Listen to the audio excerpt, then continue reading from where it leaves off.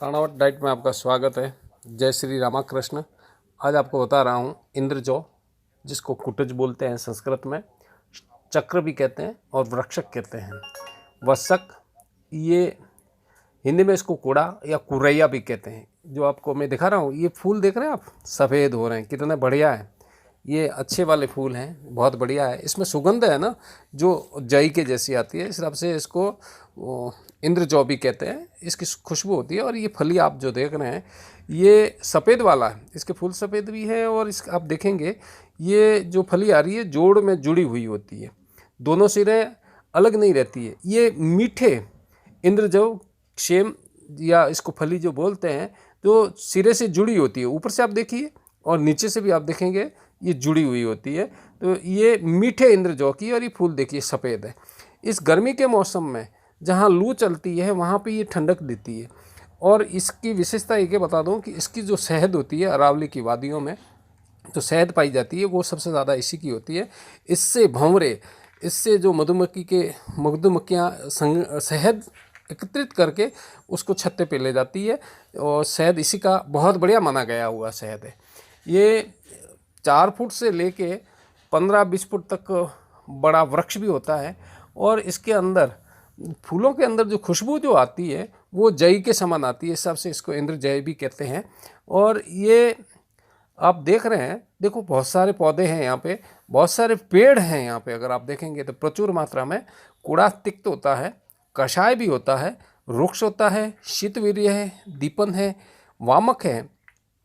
ये बवासीर को ठीक करती है, खाज खुजली में बढ़िया काम देती है।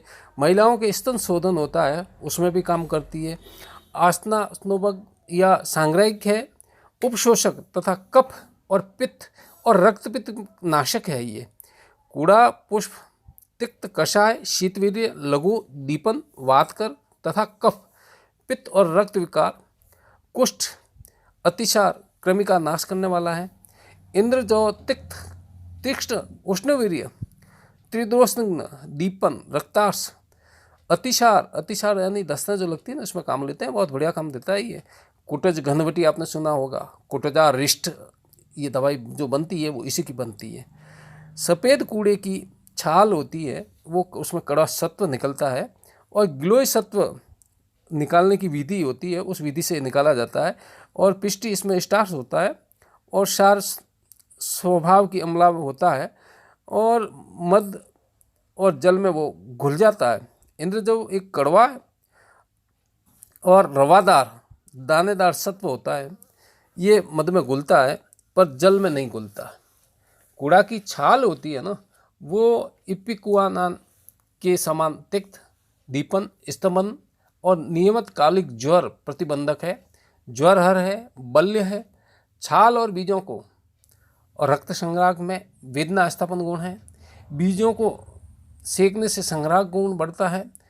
और रक्त प्रवारी का अर्थात खून जो दस्तों के अंदर आता है, तो कूड़ा होता है, इसके मूल की जो छाल होती है, वो उसके समान औषधि कोई नहीं है, इतने बढ़िया काम करती है। और ताजे मूल की छाल खट्टी छाछ में पीस कर दिया जाता है, तो उसमें इस यथास्थिति देख के इसको बार बार देना पड़ता है। तो बार बार जो दस्त लगते हैं, तो उसमें जो खून आता है, उस खून को रोकने में यह बहुत बढ़िया काम करती है। आँव में इंद्रजौ का क्वाथ भी देते हैं। और वैद्य लोग, आपने देखा होगा, कुटजार्जिष्ट या कुटज घनवटी भी देते हैं। और ये निश्चित रूप से कहा जा सकता है कि इसमें जो जीर्ण आव आती है कई बार मलाशय में, उसमें ये बहुत बढ़िया काम करती है। ताजी छाल गंधरस क्रिया के रूप में रख लेते हैं काम में। और ये इसको बच से, अति से, शहद में मिलाकर भी देते हैं वे लोग।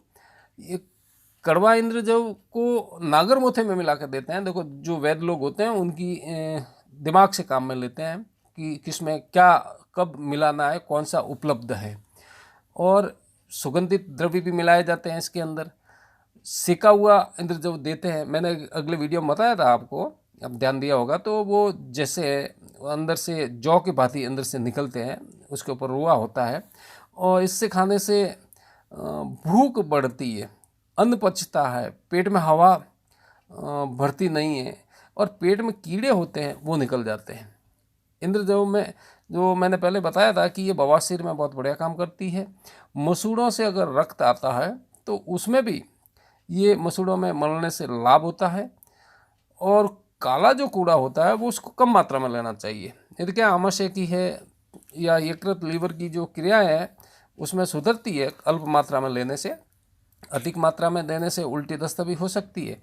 और इसकी जो कोमल पत्तियां हैं आपने देखी होगी, तो उसका स्वरस भी पीलिया कामला होता है, उसमें दिया जाता है। तो इसके जो मूल छाल है और बीज हैं वो काम में लिए जाते हैं।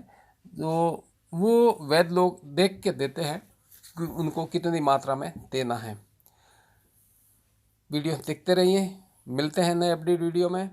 तब तक के लिए जय हिंद,